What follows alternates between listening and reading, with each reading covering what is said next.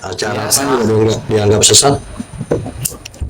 ajaran Balawi. Oh, ajaran. Itu Bang Kus masuknya tahun berapa Bang Kus di Tarim? Saya 96. Waktu senior jauh itu mah. Kalau 2008 itu Bandara Seun itu udah tembok. Iya. Udah lumayan bagus itu. Iya, dulu saya Bandara Seun tuh masih kayak Batu. pos Hansip, segede pos Hansip. Terus ruang tunggunya masih pakai batang kurma duduknya. Batang kurma ditidurin, atas kurma, daun-daun kurma gitu. Allah. Nah, kalau mau turun pesawat itu kambingnya digusah dulu. Allah. Karoma itu saudara. 2008 udah bebas senjata, itu udah nggak ada anak kecil bawa senjata kan. Berarti bener itu tadi bisa ngomong dengan kambing kok. Aduh, gimana sih sampean itu? Terus kembali ke Tarim itu atau berkunjung ke Tarim lagi tahun berapa itu Bang Kus? Oh enggak, dari 96 terus 99 aku habis haji itu terus ke Son'a. Karena di situ kerusuhan kan, di Indonesia kerusuhan 98 kan. Aku berpikir udah cari anu lah, belajar yang lain lah, mau bisnis gitu. Son'a lah. Son'a tinggal di orang-orang KBRI, aku ditinggal di Berarti musisi sore udah masuk.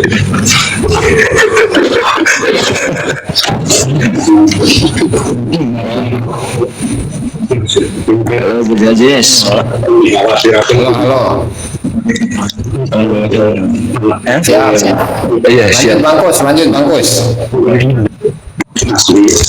selama di zona itulah baru melanglang buana kan.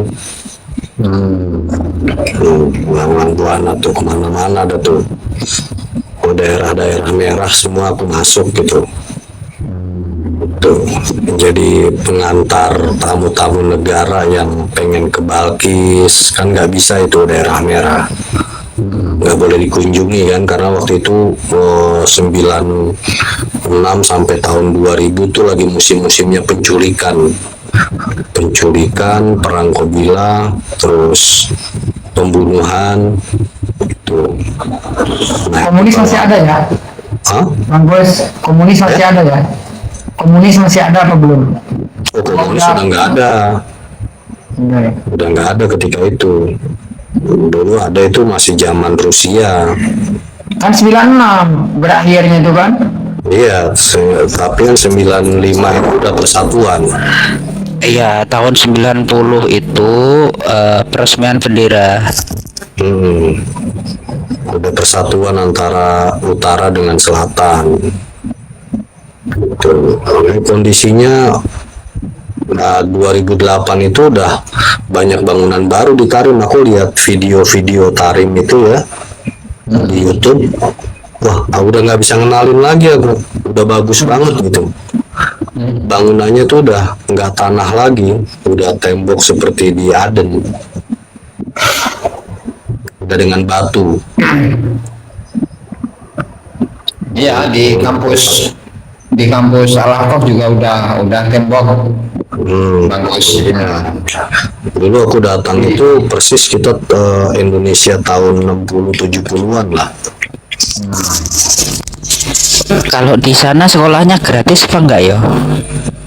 Ngajinya maksudnya? Oh, gratis. Nanti gratis. Nanti tinggal datang, modal tiket aja, masuk sana ya sudah, makan tinggal makan, tidur tinggal tidur, ya kan? Paling nanti beli sabun cuci doang.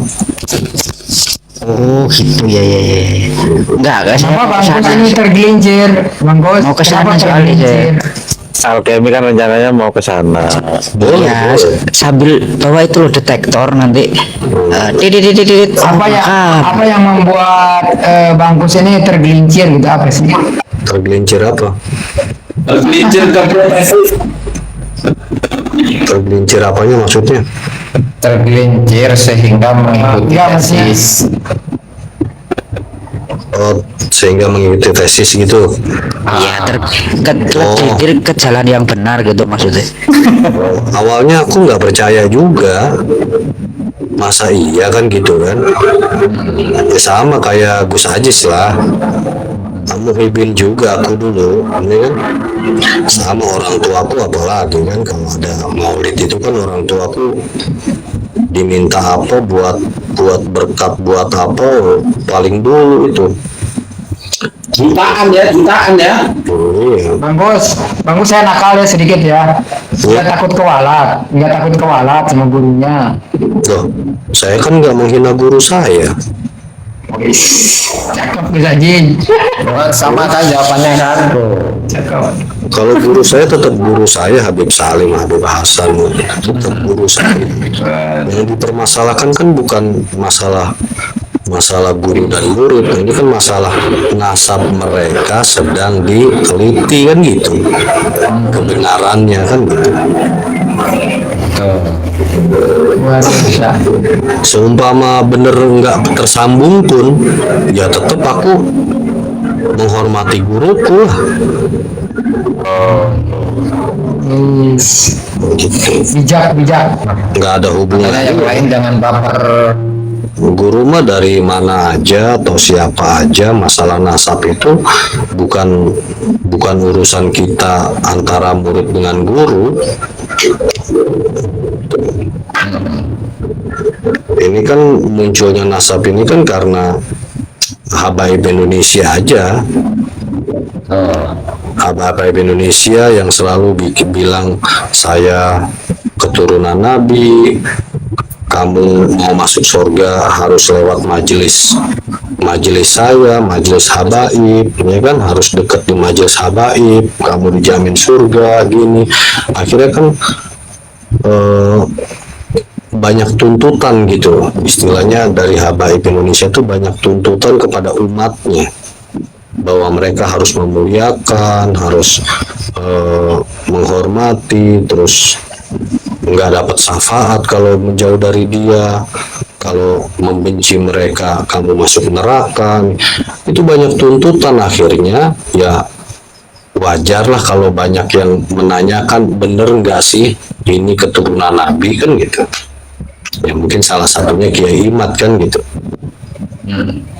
Jadi telusurilah kalau memang saya harus wajib menghormati beliau kan gitu. Kalau saya memang wajib, kalau saya memang harus masuk surga lewat majelis beliau, harus dekat dengan habaib, ya coba dong dikorek dulu, bener nggak cucu Nabi kan gitu. Mungkin awal mulanya dari situ. Ternyata setelah saya ikutin Kiai Imad semua YouTube-nya nggak ada yang terlewatkan, karena saya nonton YouTube-nya kan nggak pakai HP, pakai TV 50 in itu, Netflix apa, jadi semua itu kelihatan kan gitu. Allah. Berapa judul itu kelihatan gitu, kita tinggal pilih mana yang belum. Geli sekali saya. Dari situ ternyata kok terputus ya 550 tahun nggak ada kabarnya. Terus dengar lagi Gus Ajis ya nggak, aku ngikutin juga, wah ya terputus juga ya kan. Udah itu secara sejarah dan kitab-kitab nasab gitu ya. Sekarang secara filologi, nah bukan cocok logi nih, filologi. Kalau Balawi kan maunya cocok logi, ini filologi. Ikutinlah saya semua YouTube Ali Maracem, saya ikutin semua. Dan jawabannya itu ada di YouTube Maracem yang berjudul bahwa kaum Arab di Yaman itu bukan keturunan Nabi. Nah, ketemu di situ jawabannya tuh. Ya, jadi bahwa keturunan Arab yang di Yaman itu bukan dari Ismail atau Ibrahim. Makanya akhirnya dicocokkan secara DNA, nggak pernah ketemu J1-nya. Jadi jawaban DNA-nya kenapa nggak ketemu J1, jawabannya itu di filologinya Ali Marasen. Ditambah lagi sejarah pemalsuan makam, ditambah lagi sejarah kedatangan ke Indonesia, ditambah lagi masalah ajaran-ajarannya. Itu akhirnya disitulah aku memutuskan, wah ini benar terputus. Tambah lagi ada penguatannya dari Robito Alawiyah nggak membantah, gitu loh, nggak membantah secara resmi ya, mereka diam saja. Itulah penguatannya di situ, karena nggak Ba'alawi banget kalau ada masalah besar itu nggak membantah atau nggak demo berjilid-jilid, itu bukan Ba'alawi banget. Karena masalah yang kecil aja bisa demo berjilid-jilid kok. Iya. Apalagi masalah harga diri, harga Oh iya, kok tak demo ya, gak berani ya. ukurannya, gitu kan? Kenapa nggak demo? Kalau memang Kiai Imad itu perusak keutuhan bangsa atau perusak umat atau apalah bahasanya, ya laporkan aja polisi. Atau Iya. nama baik, laporkan polisi, atau bikin jilid berdemo-demo 10 jilid gitu. Kok ke situ? Wong 5 aktivis yang ke Israel itu, kalau tidak ada polemik nasab ini, wah sudah habis di demo itu PBNU. Habis. Oh iya, ya. Jadi kelihatan sekali yang Ahok masalah surat Al-Maidah di demo berjilid-jilid, yang Rocky Gerung Rasulillah itu nggak pernah di demo dan nggak terbantahkan. Jadi di situ kelihatan bahwa dia adalah ahli pengumpul massa. Rizik itu ahli pengumpul massa. Itu betul, aku akuin. Bukan ulama ya. Semua isi panggungnya adalah ini demi keutuhan bangsa, ini demi menjaga nama Islam, ini demi Puterin habis ini. ya. Anu itu roastingannya Ustadz anu loh, siapa? Mahesa. Oh keren. Kepada Habib Rizik yang di Banten itu kemarin. Kirim videonya, buka di sini. Jadi kalau ada yang bilang Kiai Imad itu kepentingan politik atau kepentingan punya kepentingan pribadi, kayaknya nggak akan bertahan lama. Sesuatu yang didasarkan kepentingan itu nggak akan lama. Kenapa? Karena pasti orang terdekatnya itu akan bicara. Lain doh sama Rizik. Pak Rizik, apa yang dia lakukan selama ini adalah kepentingan pribadi. Buktinya orang terdekatnya, namanya saudara Mahesa, berbicara. Ya toh? Udah pasti yang punya kepentingan, yang dilandasi kepentingan, pasti orang terdekatnya akan bicara. Bicara tentang dapurnya bagaimana, kan gitu. Haikal Hasan belak-belakan. Nah, ya toh?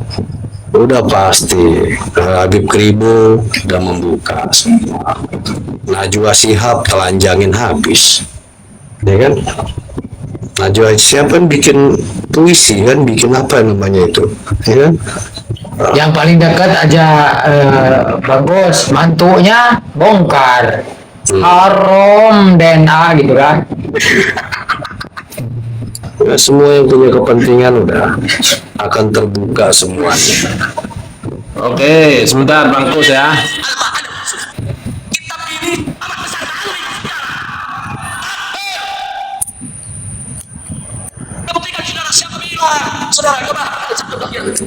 Mas Ajis, kalau misalkan memang butuh di stop, bilang ya. Ya, Nggak usah banyak. Akunnya nanti kena akun cuman 3 menit. Ya, gambarnya jangan diliatin. Nggak apa-apa, kita dengar suaranya aja. Suara aja. Dikasih background.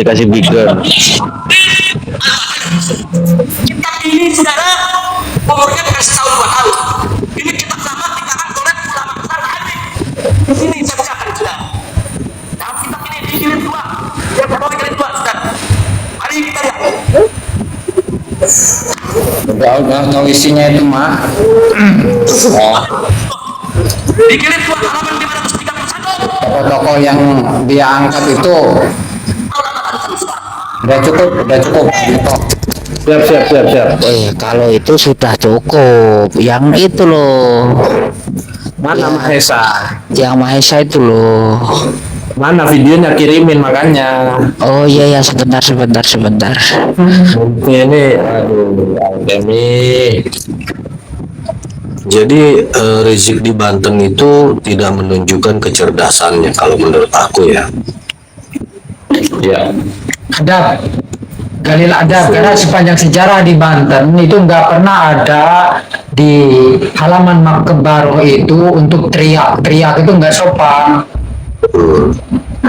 Apalagi di sana ada penghasutan, itu sesuatu yang sakral loh. Di Sultan Hasanuddin itu, beliau itu seorang raja Masalah yang tidak boleh masalah kesopanan aku setuju dengan Kiai Imad.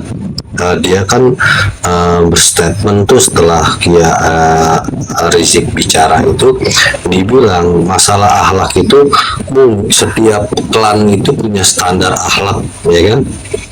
Mungkin itu standar akhlak Ba'alawi Indonesia seperti itu. satir.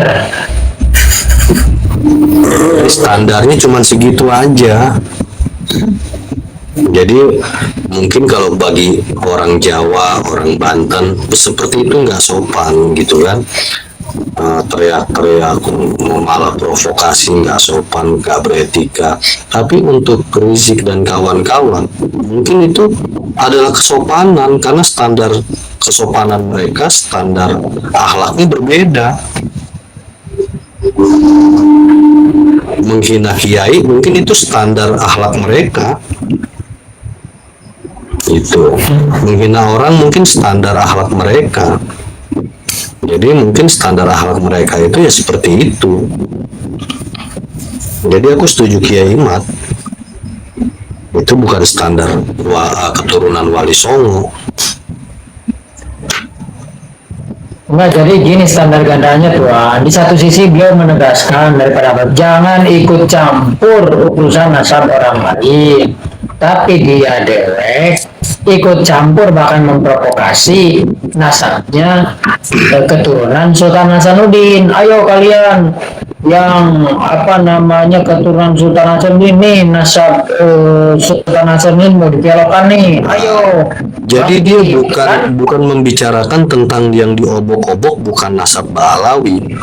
Dia nggak membicarakan nasab Ba'alawi, tapi ini loh, dia sedang mengajak warga Banten untuk berpikir nih loh, ada yang mau ngacak-ngacak nasab Sultan Hasanuddin. Jadi ngajak cari bolo gitu loh.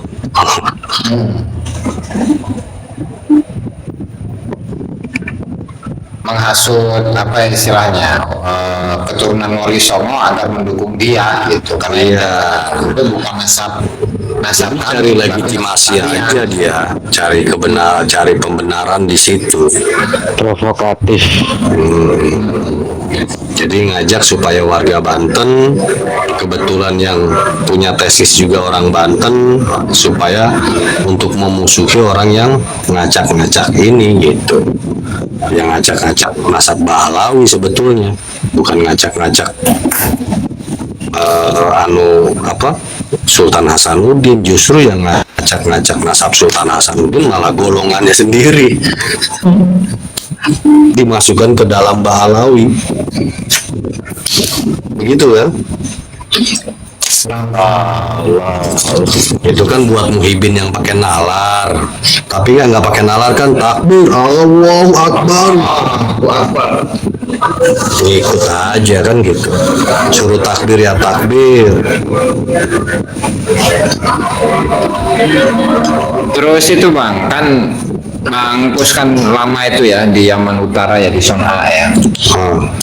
Itu apa ya, perbedaannya apa sih antara ulama-ulama yang di Hadramut dengan yang di Yaman Utara gitu bang? Dari tradisi, misalkan tradisi ataupun yang lainnya gitu. Ya, di Yaman Utara ulamanya itu lebih seperti di Indonesia. Lebih terbuka, lebih ini gitu ya, nggak apa namanya, lebih transparan gitu. Kalau di Hadramut itu kan nggak gaul istilahnya kan, gaulnya lingkungannya aja.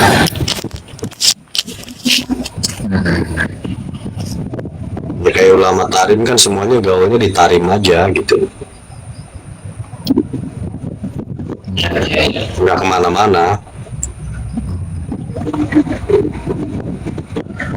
Kayak Terus masuk nggak- ke politisi gitu ya. ya nggak bisa menerima perbedaan, cuman ya diam aja gitu. Kalau di Tarim itu kan ada yang berbeda, umpama berbeda, mereka sebetulnya tuh nggak setuju, cuman ya nggak ngomong, diam aja, bukan urusan kita gitu doang. Bang Kus, geli nggak sih telinga ketika Habib Abdul Qadir Ba'bud itu selalu menceritakan tarim. Geli nggak sih? Maksudnya tuh ada yang cocok atau ada yang juga wah ini nggak sesuai. Itu bagaimana tuh? Lah aku juga taunya lagu Tarim itu baru denger. Nah, yang paling gencar bahas kupas tentang ketariman itu Lagu Tarim itu kayaknya adanya itu setelah anak Darul Mustafa banyak yang pulang ke Indonesia setelah di atas tahun 2000-2005 lah, ya kan, banyak alumni Darul Mustafa karena mereka juga kan pada orator semua kan. Coba deh lihat di YouTube, ada nggak video atau YouTube anak-anak rubat? Nggak ada. Makanya sebenarnya kan Yang ada Darul Mustafa semua. kan dikadali sebenarnya Kang Kus. Jadi dikatakan bahwasanya Tarim itu kotanya para wali. Sebenarnya kita itu dikadalin. Kalau mau ke kota wali ya tinggal ke Demak aja. Iya, ke Demak, Gresik. Betul tuh, saya kuliah itu belum muncul lagu itu juga itu bang. Nah, jadi mungkin 2010, 2015-an lah itu. Oh, 15-an itu. Setelah King Kong, mohon maaf sebentar. King Kong buka WA. Oke. setelah ada zaman WA lah. Nah, itu dipopulerkan Itu yang oleh terbaru, ini, yang terbaru gitu. Darul Soalnya yang tadi beda. sama Darul Mustafa dipopulerkannya. Tembangnya 2024 sudah ganti ya taslim.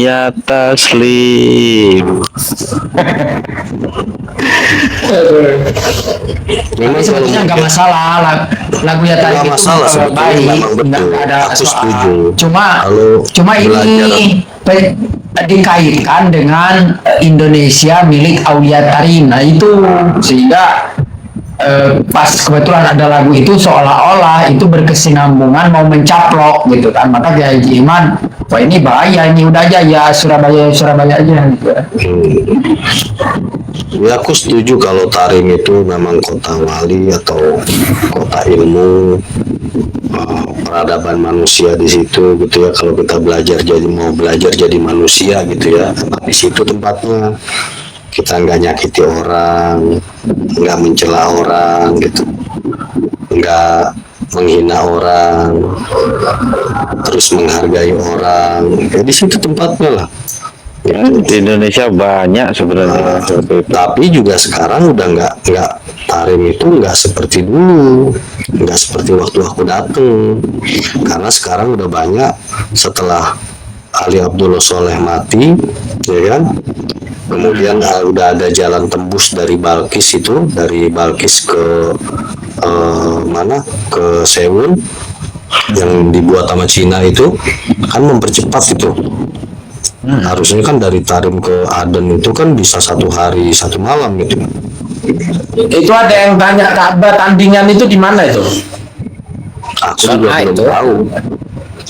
Yang itu tuh bang, yang apa? Aduh, di sananya di mana itu lupa. Kalau zona yang di zona itu di kota tuanya itu. Nah, kota tua. Babul Yaman.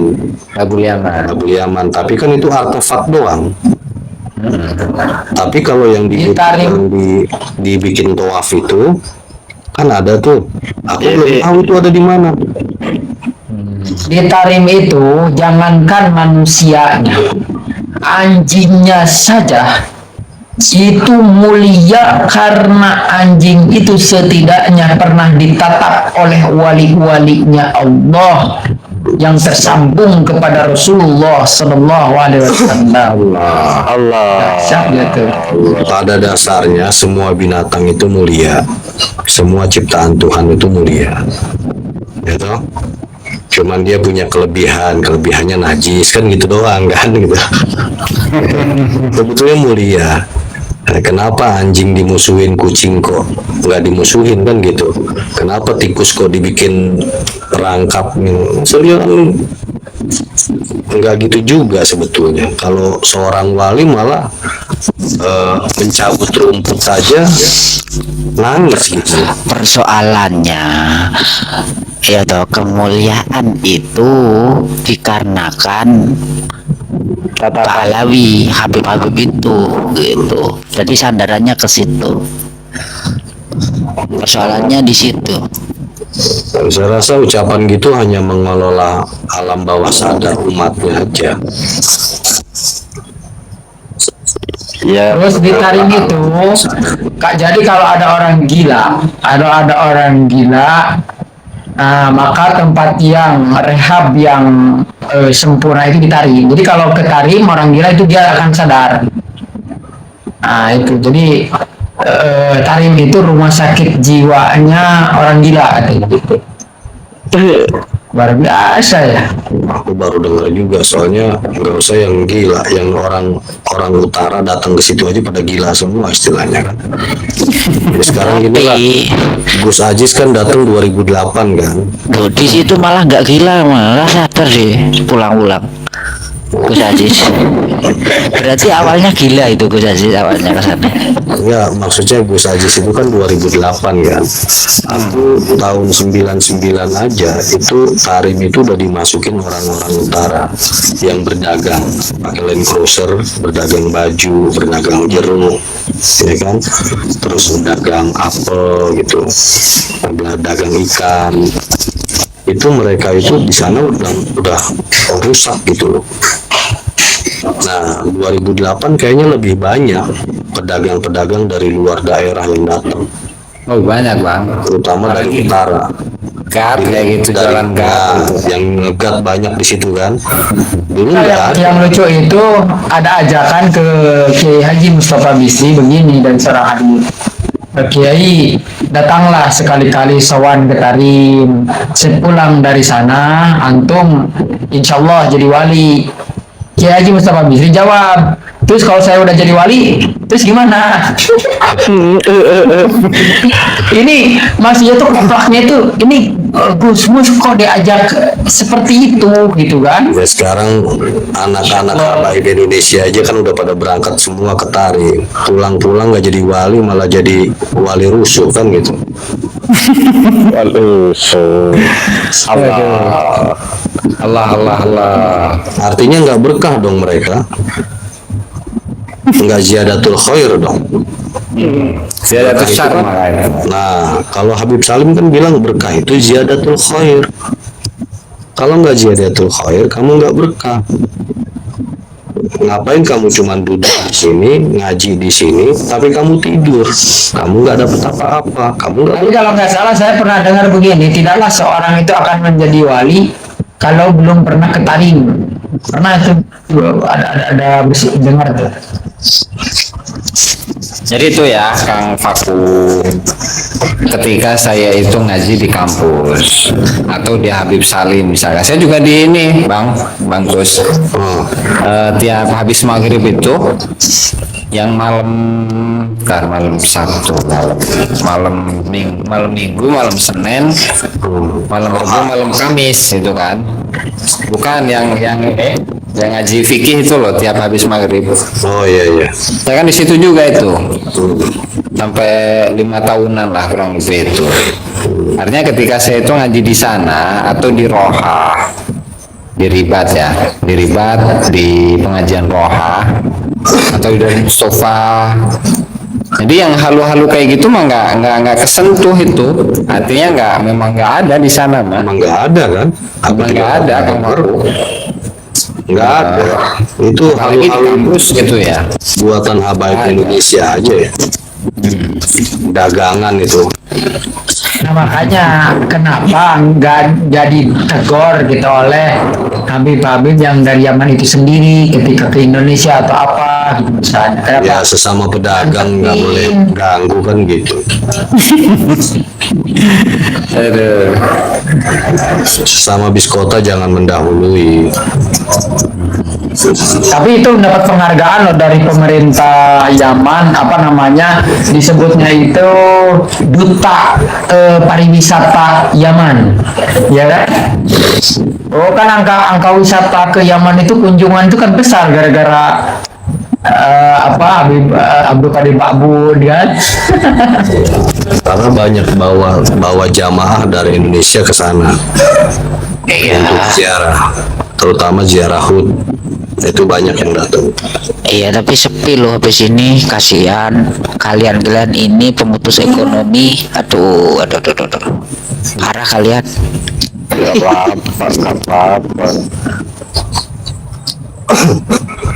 Karena sejatinya rezeki itu tidak hanya dari situ. Rubat itu dibangun tahun 1304 Hijriah. Jadi abad keberapa itu? Abad 14 Hijriah ya. Ya. 1304. Abad 19 berarti ya, Masehi ya. Yes. Coba disambung-sambungkan ke Masehinya itu dengan kejadian yang di Indonesia. Berarti duluan Wali Songo dong. Jauh, terlalu jauh. Berarti banyak walinya di Jawa dulu dong. Iyalah. Silakan Bang Din, Bang Din, Bos Din nih, silakan. Enggak, saya tadi lihat foto profilnya Gus Alkemi ini kan. 2 hari yang lalu saya ada nonton di TV One gitu kan, perdebatan antara Habib Ribu dengan Mui. Saya kaget loh Kang.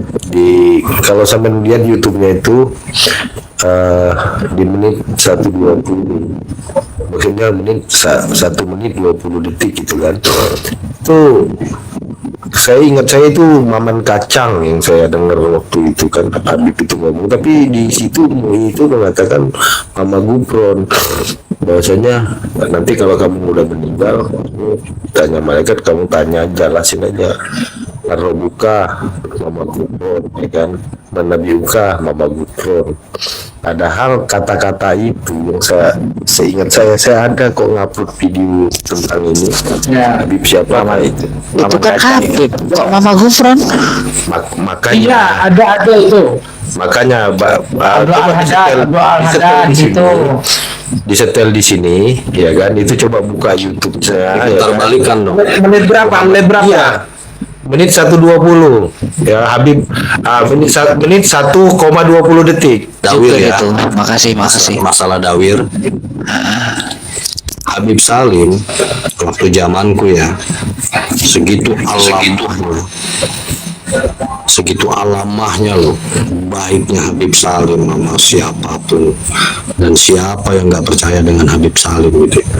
Tapi dari rumah ke Rubat itu diantarnya sama Babut pakai motor yang knalpotnya 2 kanan kiri. Musim dingin, iya, subuh pakai motor bro, nggak punya mobil, nggak ada mobil, masih pakai motor. Pakai mobil itu pas tahun 98 lah, pakai Hiluxnya pick up, karena musim dingin banget itu baru pakai Hilux tuh, baru ada Hilux. Supirnya anak Indonesia lah gitu loh supirnya. Nah, segitu sederhananya Habib Salim loh. Kalau mau dawir, kalau umpama dawir tuh di Bahalawi di Tarim gitu ya mungkin Habib Salim kayaknya ampun ya. Tapi emang di sana nggak ada dawir adanya cuma di Indonesia aja Habib pakai Alphard. Ya karena kan ada tradisi dia, tinggal mengundang mereka. Enggak begini, maksudnya itu kesempatan. enggak dawirnya itu di sana itu karena enggak ada keinginan atau karena enggak ada yang didawirinnya apa gimana? Nah, nggak ada yang didawirin balik. Enggak, orang sana tuh kaya loh, kaya loh. Bukan. Cuman orang kaya di sana itu kalau umpama mau sedekah itu ngasih duit gitu sekarung gitu ya, dikumpulin tuh anak Rubat, dibagiin tuh segepok gitu. Gitu. Wah, nggak ada buktinya, nggak bisa dipercaya. Kalau saya gini tuh, Kang kurma Bang Di, satu mobil dikirim gitu ya. Bagus ya. Kalau dulu tuh saya gini tuh, Bang siapa Bang Gus? Kan di Rubat itu kadang Habib Salim itu ini bagi-bagi kitab sama bagi-bagi duit. Nah, itu setiap halakoh, setiap pengajian itu halakoh, bahasanya halakoh di sana. Apa ya, semacam kelompok belajar gitu ya, sesuai kitabnya. Nah, itu didata siapa yang juara 1 2 3. Nah, nanti dikasih itu kitab, dikasih sama duit dikasih. Dulu itu saya pernah dapat kitab, berapa kitab ya, ada 10 judul kitab lah, lumayan berjilid-jilid itu. Wih, berarti juara 1 terus berarti. Wow. Enggak, ini diribat ini. Ya, artinya itu terjadi cuman 1 kali. Terus kali yang kedua itu cuman kitab, bagi-bagi kitab doang, duitnya enggak. Tuh. Itu berarti memang ada yang ngasih ya, apa gimana itu, Bang? Emang ada yang sedekah. Oh, Ada yang sedekah. Kayak kurma itu tiap Ramadan itu mesti yang sedekah banyak itu. Ya itu mirip berkaleng-kaleng. dagangan pusat itu loh, yang sekarang dagangan pusat loh. Dagangan pusat kan antum uang, antum macam-macam. Ya mungkin kayak gitu ya.